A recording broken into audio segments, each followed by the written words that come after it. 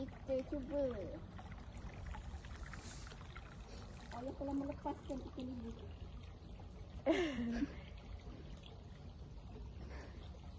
Nak kena beli. Apa? Yang ada pula.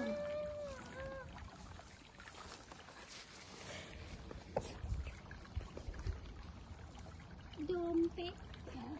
Ayah ni.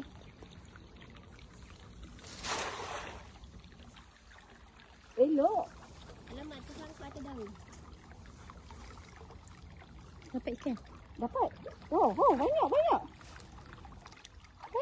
ya. Ada berapa dia? Banyak lah. Banyak ekor ni. Baldi. Banyak buat dia kumpul kat situ. Tarik ya. Tarik. Oh, banyak sangat. Kenapa? Bawa balik gerik. Ayah. Ada? Oh. Dah, stand jela je lah. Banyak lah. Dah. Wow.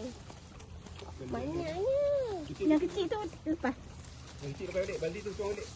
Baldi tuang balik. Macam mana nak lepaskan dia? Macam nak buang. Oh.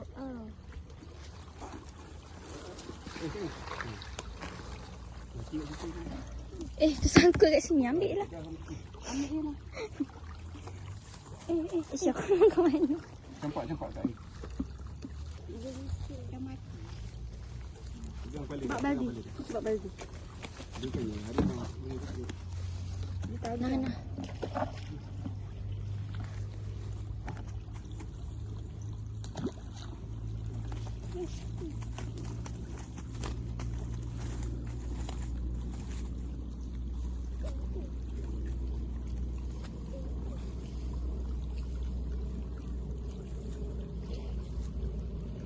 Wih, air pun tak ada dah. So, air dah. Ambil air sikit.